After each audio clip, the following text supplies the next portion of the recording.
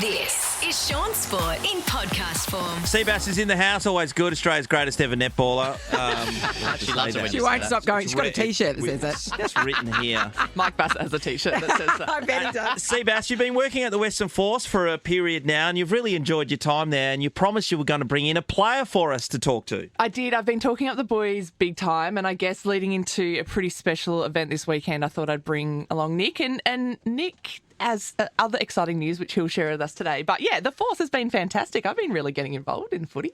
That's what I call it now, footy. Hey, Nick, welcome. Thanks for having me. What's it like having Seabass in the house? Oh, it's good. It's exciting. She's obviously taller than a lot of us. A little bit intimidating, but no, she's good. A lot of energy around the place, which is always, Brings the good vibes. Yeah, absolutely. Has she brought her dog or a rabbit to work yet? Not yet. Oh, okay. Not Softly, yet. softly. Yeah.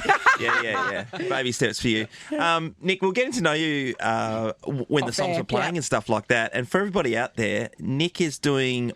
He's done many degrees. You've done a couple degrees now. Yeah, so I sort of moved from Canberra to Sydney and did a Bachelor of Economics at Sydney University, and then, sort of had some work experience in different sort of fields in finance, and then found myself in sort of property development, and I've started a Masters of Property Development, sort of 3/4 of the way through, and ticking along at the moment. Well done. We're just talking about latest exams. What were your scores? Oh, yeah, 87 and 93, so relatively happy at the moment. Look at him It's go. so good, mate. I love that the boys are smart, though. Like, that was quite a game changer for me coming in, because the traditional... I mean, lots of rugby players come from private schools, very prestigious, but you guys are very smart as well. Yeah, I think it's good. It's a good culture. Like, obviously, at Sydney University where I played, like, all my mates were doing commerce law and things like that. So I was actually the dumber one in the group. So I was teased at the pub events. Mind-boggling. You only got 87%. Huh? Yeah, look at this dummy. And your missus is studying what? She's doing medicine in Sydney. You're a That is so powerhouse cool. couple. I feel inferior. So that's a long-distance relationship for you. How do you guys go navigating that? Yeah, it's not too bad. While I was in France, she was still studying, so she'd sort of do like 3 months back here, 4 months in France. So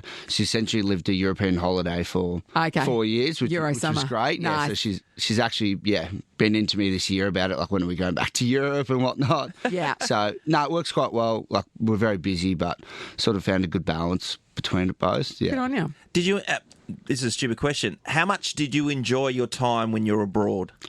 Oh, it's the best thing I ever did. Like being in Sydney, living in a share house with my best mates, I loved, but it was good to sort of move to a different country, small country town. So where did you live in France? In Cast. It's about an hour from Toulouse. Okay, so sort of- southern France, yeah. Yeah, down south, 70,000 people, but would sell out 20,000 every game. Amazing. You'd go to the supermarché, as they call it, Yes. and you'd be having a sign. That means supermarket, Shaun. They give you 3 sets of eggs or free meat. Eat to win the game. So that sort of thing. It was So the exciting. whole community gets behind it. How cool. Oh, absolutely, yeah. They're very passionate. Like, it's always good when you're winning because they're always behind you, but you know about it when you're losing as well. So it's With a name like Champion De Crespigny, they thought that you were one of them. yeah, definitely. I think And once how did I that go? opened my mouth, they were like, "No, he's definitely Aussie through and through." Because you know a little bit of French. Can you give us it and how you'd usually say it? Because you say it with an Aussie. Oh, yeah, for me, Champion De Crespigny, but as you'd said before, Champion De Crespigny. Yeah. So that's sort of how they'd speak to me, and I'd sort of be a bit stunned at the moment. très bien. Yeah. Oh, mate, it's Caitlin was saying about one thing that she noticed being at the Western Force is the eating, and you just talked about the fact that people are giving you free food to have you powered up. Are you a big eater in the team, or some dudes just putting away way more than you? I'm definitely a big eater, but I'm best mates with the loosehead prop, tight head prop, Tom Robertson. He can definitely eat a bit more than me, and I hope he hears this as well. 'Cause Yeah, right. He's been stealing all my food. So. Give us an example of a typical breakfast. I'll probably have like a big bowl of oats, like a banana, an apple, and then I've got a coffee machine at home, and I'm an avid barista, so I'll probably make 3 coffees in the morning before I get into training. So I'm full of energy. So what time's that meal? About 6:30. And when's the next meal? Probably 10 o'clock. Yeah, 9 o'clock. Yeah, so there's about 8 meals during the day. So it's a constant regime of eating. Of feeding the beast. Yeah, my partner, when we were travelling, she'd just bring snacks in a bag. And like once my mood would dip, she'd just like hand me What do you do with kids? hand me a carrot or like hangry. a sandwich. Give She's him like, something. Here you go, Nick. We've got to keep walking. That's You sound amazing. So you take on the British and Irish Lions this weekend. They're they're like Halley's Comet. They only turn up here every 12 years, so we've got to make the most of it. You excited about that? Yeah, absolutely. It's, as you said, once in 12 years, and to go up against all these big names, sort of the best in the world, come together and, show what we're made of as well is, really exciting. It's going to be interesting, and you mentioned this before, again, when we're speaking off air. You're going to go into Optus Stadium. The crowd is going to be enormous, right? But the colour of the crowd may be just red.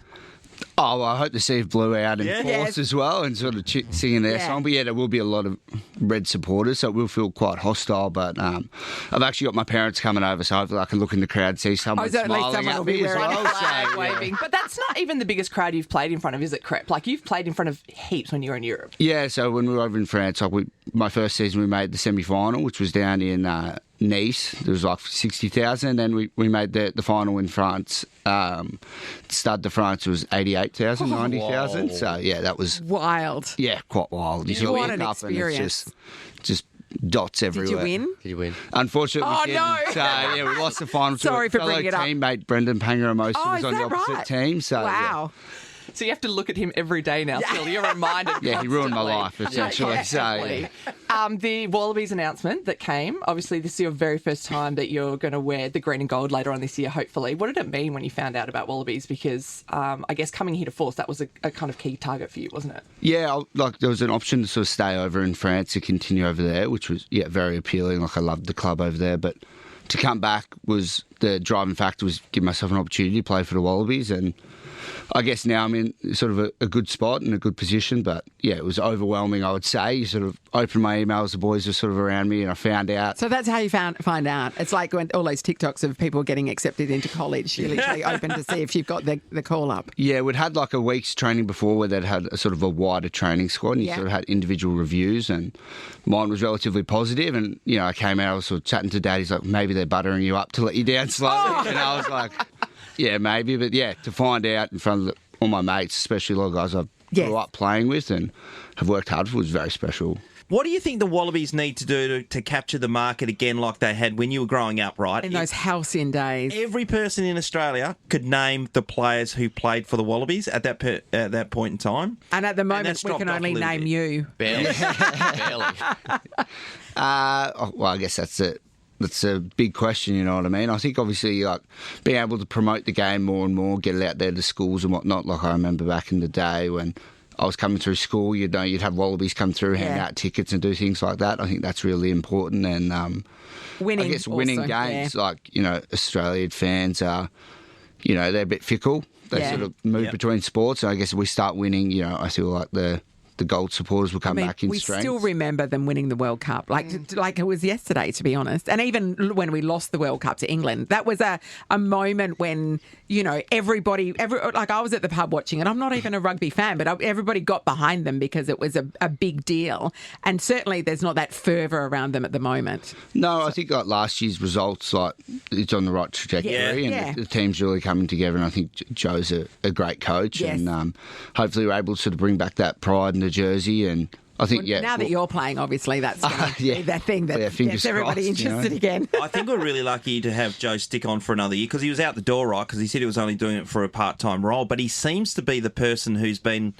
able to get us going, like that European tour, which only lost the one game, nearly went the whole clean sweep for the European summer. Yeah, I've only had small bits to do with him so far, but my conversations with him, he's been amazing. I think he's really able to galvanise the group and bring everyone together and clear game plan, and everyone seems to be loving him at the moment, so it's good. Nick, you were saying off air that you're getting scraps with your teammates while you're training. What?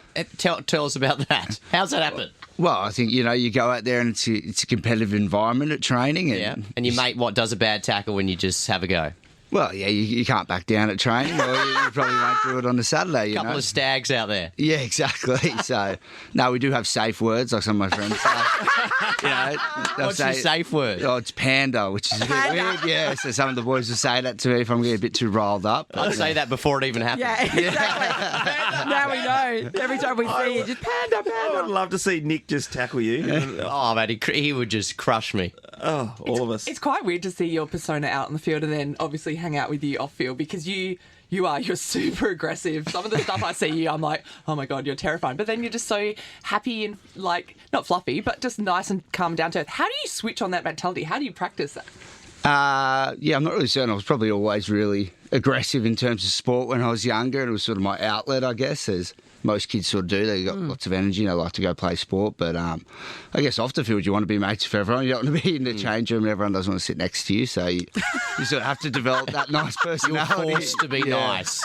Your default is angry, forced to be nice. Yeah, exactly. So, Panda. Panda. You don't get to the height. I always say that iron sharpens iron, and unless you're taking on each other in training, you're never going to get to that. If everyone's too nice, you're never going to get to the next level.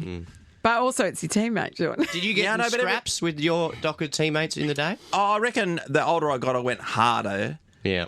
But I don't think anyone disrespected that because, again, like Nick, you know. Is that because the older you got, you were trying to prove yourself more? That you still got it, that you're not an old man? Oh, no, I just think that's what it takes. Now you have to do 8 sessions of Pilates a week. Yeah, no, I'm cooked now. But it's almost muscle memory in a sense. If you're doing that on a daily basis, then when it comes to the game, you're able to stand up under any kind of pressure because that's what's happening. Yeah, I think, we speak about iron sharpens iron and, if you can't do it on Tuesday, you probably won't be able to do it on a Saturday. So we try to prepare the best we can. Obviously, there's a limit, a line to it. Like there's a little less sting in those tackles during the week than there is on a Saturday. But yeah, definitely the boys are competitive and they like to, bring the best out of each other. And sometimes that boils over, but hopefully not too much. What about on the netball court, like on the training court, Seabass? Was there... Go hard or go home. Because in netball, it's diamonds sharpen diamonds. I like it. The netball pressure makes a diamond. Yes.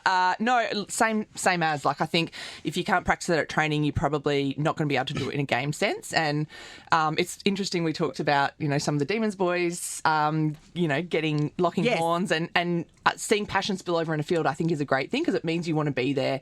It means you're invested in the outcome. And that's often at training, I'd give as good as I get because I know that if I don't, I'm not preparing my teammate for what they're going to experience on the weekend. And I want to win. And so if they can stand up to me and what I'm giving them at training, then we're going to have more chances of winning.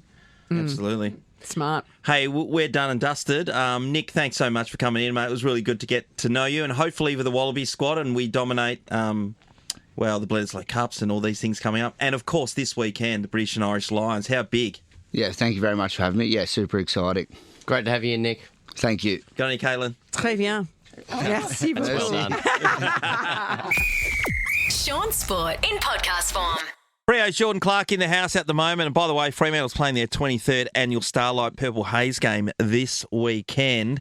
That's always a ripper, actually, Clarkie. Yeah, no, it's always one of the best ones to be a part of. It's a pretty significant game for the club and, we'll touch on why, I suppose. Yeah, well, nearly $3.5 million raised by the Purple Army, people coming to games and donating money for the Starlight Foundation. Yeah, no, it's great. And, there's a lot of sick kids out there that, it's the least we can do really to put a smile on their face. Yeah. And just brings a bit of sunshine to the kids that are, long-termers in PCH and, when they're, it's being in hospital sucks. Yeah. And so the Starlight Foundation do great work at keeping those kids entertained while they're there. Yeah, you got a Captain Starlight. He always brings the energy. You can buy Starlight wands and beanies on the day if you want to get behind it.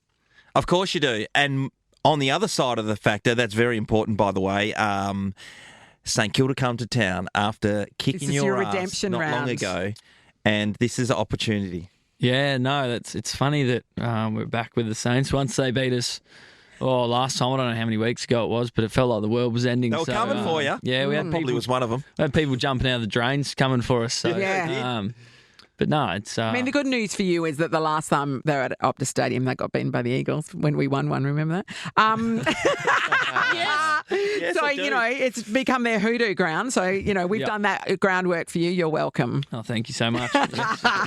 No, in all seriousness, we're a much better footy team now than we were back then, and we seem to have nutted it out a little bit more. So hopefully we can get one back on them, but there's no guarantees, of course. No, you're quite well rested because, of course, this is quite the break. So last Thursday to Sunday. Yep. No, it's a massive break. It's like having back-to-back buys, as we just touched on. Which does that feel weird to you? Do you get out of a routine, or are you never quite in a routine really because it's always changing? Yeah, no, I'm not one to be massive on a routine just for that reason. Yeah. It's always changing week to week. But it's like I said, it can be positive as well. We got a few boys under injury clouds who would be playing in our first team at the moment. So, you know, like a little hammy where you'd probably miss 3 weeks, you might end up only missing 2 games. So little things like that, they can sort of go your way a bit with big breaks like this. So as much as it sucks and you want to be playing footy, but there's also, you know, as a silver lining, we can get some of our good players back on the track. You never seem flustered with the change of a situation. The questions come at you all the time, and it doesn't seem to ever worry you in any sense. From Nat or... Well, no, it's just... Yeah, from You know, that. the Actually, it can constant be grilling. like that. She flusters a lot of people. No, You know, the Not distancing much game. phases you at all, does it? You seem no, chill. not really. Yeah. Nah, it's What roused you up? Footy, that's about it. And Yeah, PlayStation, because he's not allowed to play that anymore. Yeah, that's going out the window. Yeah, because you rage, you game rage, don't you? How Just many anything game-like. How I many just get. controllers did you break? I think it was, it was over 10 from And COVID. TVs? 1 and a phone. So, yeah. What was the game that got you so riled up again? FIFA. FIFA, yeah. A couple of 90-minute losses and that sort of stuff. Oh, mate. When it goes in extra time or injury time. We'll do it to anyone, I tell you. Mate, I'm looking forward to this game because it's going to be a ripper, and a lot of people will get out there because Ross the Boss is in town and because of what happened last time. But while we got you here, I want to talk about a couple of things that are in the news. Gout breaking the Australian record for 200 at a European event just overnight. Are you a 200-metre runner? You strike me as a 200-metre runner. Yeah, I didn't mind the 200 back at school, but by no means will I be in Gout's league. I think he had crossed the finish line while I'm still breaking the 100-metre mark. I think he's lightning. Isn't he amazing? I did watch that last night. I feel like he doesn't get any lactic acid at all. He just I know. accelerates the longer he goes into the race. And this is him just on school holidays. Yeah. No, it's What amazing. did you do on your school holidays in Queensland already? So he's gone to the Czech Republic to break the Australian record. Yeah. Wow. So good. Getting ready for the Tokyo World Champs, I think, in September. With next school holidays, Nat. Yeah, exactly. Yeah. What was you would have had a title in the interschools. You would have won one of those events, surely. I think I did go close to the 200. I can't really remember, to be honest. I actually, believe it or not, hated going into school, like those titles and that. I just, racing like just other schools, and in the PSA it was like all these actually train for this stuff. I just play footy and I just run around. Yeah. Yeah, I was a Hale boy. Yeah, the PSAs, they get into it. Yeah. And, being at Guildford, we had no chance to begin with anyway. Yeah, the training. It's a bunch of farm boys. What are you talking about? We'd do cross country at Guildford, and then he would, you'd be running through like cow pats. Yeah. Oh, you would be. Yeah. Yeah. No. What's your point? I remember, I did get a clip from this headmaster one day. Like I said, I didn't really enjoy the running stuff. I was doing cross country and sort of taking the piss a little bit with my mates, just walking at the back of the thing. And I was actually on a scholarship. Yes. And the headmaster sort of leans over and gives me a fair old clip to get my butt moving because, this is not a good look. And I come third anyway, so it was all right. Glad you gave him the head start. You justified that scholarship. You can stay for another term. I was so guilty. That's God. funny. Yeah. Hey, Clarkie, I was watching AFL 360, and this occurred on Monday, right? So Gary Lyon and Gerard Whateley, they showed some vision of Damien Hardwick in the box during the game. This was not showed on air in the coverage that was taking place when the Giants were playing the Gold Coast. Anyway, a decision went against the Gold Coast Suns, and the vision that they were able to get behind the scenes things was Damien Hardwick pulling the finger sign. Oh, yes. And they showed it on their program. And the AFL decided they're going to give him a $2,000 fine. Wow. Here's Gerard Wheatley speaking about it on AFL 360. Didn't go to air in the hot passion of it. No. We put it to air in the cold light of day the next night, naively thinking that it was funny. Yep. So just to be clear, we never would have allowed that to go to air if we'd realised there was the risk that he was going to be fined. This is the stupid, petty nonsense that this administration has totally lost itself in. It's addicted to fines. It wants to sanction. Pick up the phone. That it's not really ideal. Bit of tut-tutting. Do you reckon you could make amends for that at some point down the track? And one is to hope that when Greg Swan gets there, that is the big change of culture that happens. Yes, It's over the top. I probably won't ask you just yet, Clarkie, because we might put you in the shit here. But what do you think, Nat? I mean, that is ludicrous for starters. Ludicrous. $2,000. $2,000 for something that didn't get shown during the game, that nobody saw until because they happened to have footage that somebody's trawled through and they've played it. And they thought it was funny. Jared Waitley owes him $2,000. He does. Owes him $2,000. There's no doubt about that. But that is a ludicrous. Are you always thinking that there is a camera on? Because you love a finger sign. Don't you? Yeah. Flipping the bird. Put it down in the studio, please. Yeah. Just don't post it, guys. I'm with you. I think it is. Like, Oh, that going a seems bit over the top to me. All Yeah. the findings going a bit over the top. Yeah. I mean, like the Windhager thing the other day to Dacos, the amount of players that like whack blokes like that in a game. Like I was speaking to some of the key position boys and I know, and they said I'd be up 30 grand a game. Yes. If that was a fine every time I did it. Yeah. Yeah. I think it's just it's getting a bit over the top, to be honest. But it depends what the focus is. On Friday, what night was it? Was it Friday night or Thursday night football that was taking place? That was Friday. Friday. Yeah.